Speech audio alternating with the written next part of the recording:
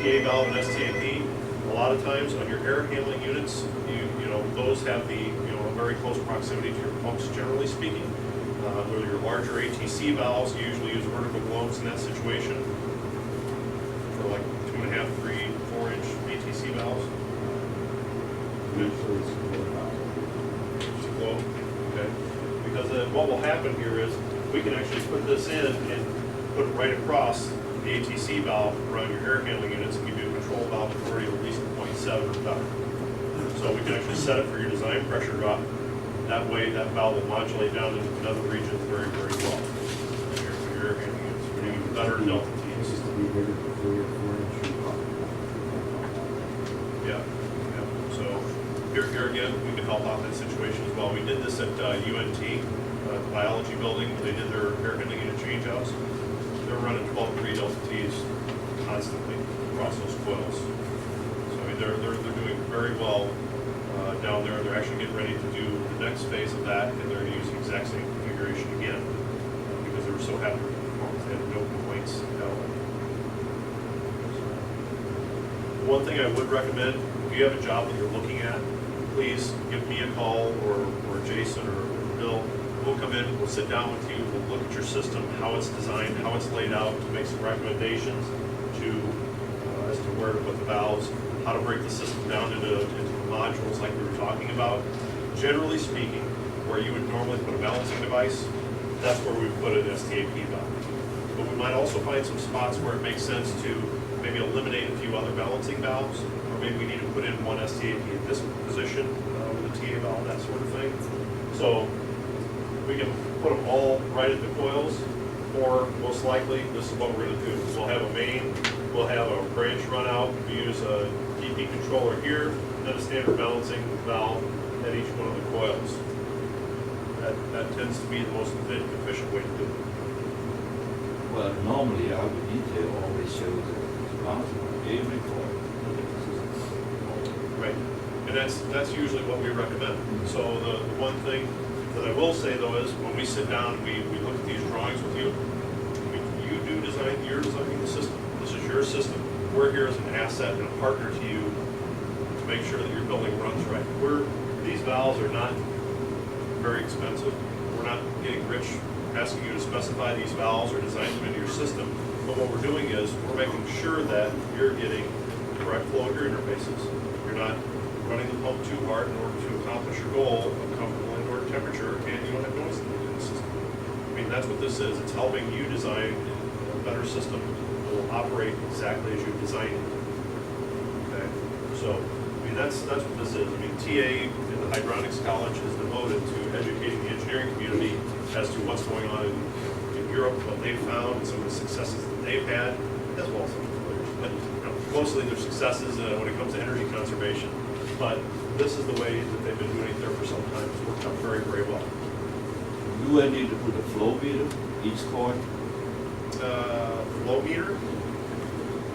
You use a balance. Can I use similar like you have on the red button right there? This? Yeah. That's actually your ATC valve. Yeah. Can I read the flow? You can across the balancing valve right here. So this balancing valve by itself, without the SKP here, that's what goes here.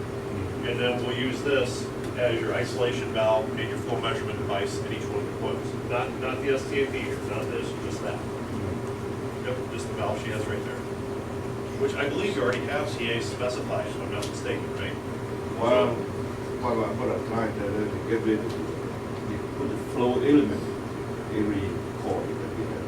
So the contract can use a balance, use that to measure how much flow Right. the coil.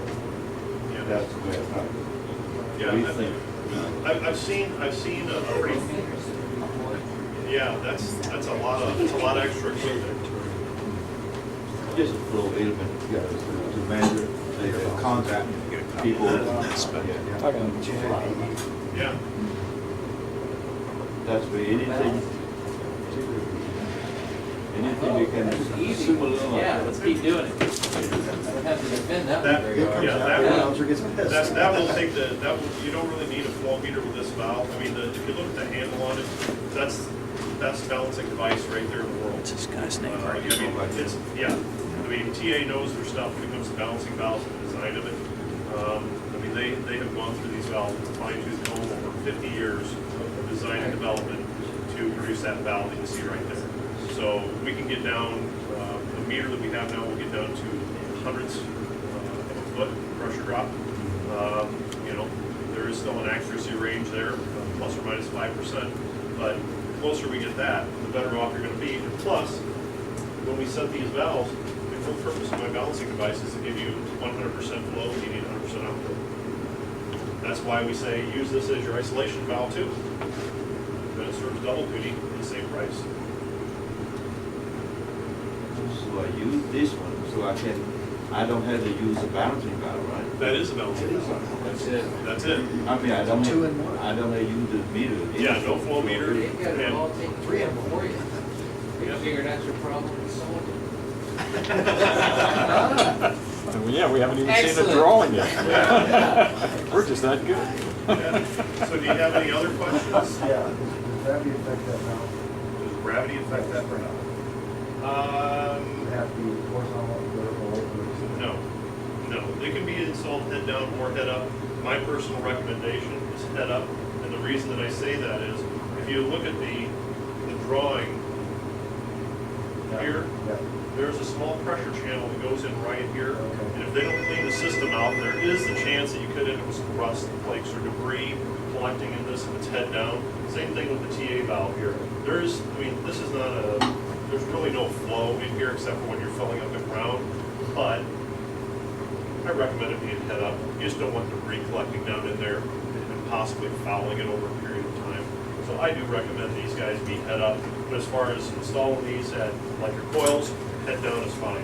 You know, for your coil balancing valves, they'll work great. That's a question, Ronnie. This is put on supply return, Return right behind your ATC valve. and I can use this one to look to see what kind of flow is here, right? Correct. One. Yep, and if you notice too, we're measuring right across the seat of the valve too. And a lot of the other valves that you see out there that are white pattern globes, such as like the Metcos of the world and even Armstrong at this point, they actually have it looks like a little venturi cut into the front section of the valve, and they have the globe behind it and the two PT ports here. So what you're doing is you're measuring the pressure drop across that little orifice in the front. The globe is just a full limitation device at that stage of the game, whereas with ours, we can actually shut it and measure the pressure drop on the supply side and the return side, use it as a diagnostic tool for seeing if there's an issue. If we have, we're not getting design, temperature out of our coils, we can shut that valve down and check the pressure drop across the valve shut and say, okay, we've got, 6 PSI available here. That's more than enough for the flow that I need. There must be another problem. Maybe there's an issue inside of the coil. Maybe it's fouled, clogged, or damaged or something. So you can't use it for that, whereas you can't use the other ones. You can't use them as diagnostic tools. It looked like the one I see on the EEG, almost the same one. VG certain centers, Yeah. they're all ball valves. They do have a couple of new devices out there that look like a wide pattern globe style valve that are adjustable automatics or a pick-me type device. But Yeah. manual balancing is still the least expensive way to go and the most reliable. Called present independent to Characterize valve. valve dynamic. Yep. Any other questions? Well, thank you so much for your attention today, and I really appreciate everybody's input and comments. If you do have any questions, give me a call, or give Angela a call, and she'll route you to the right person here. But if you have any jobs you want to look at, please let us know. We'd love to sit down with you and work through that. We can get you the specification verbiage on the STAP2 if you're inclined to agree and allow some specifications.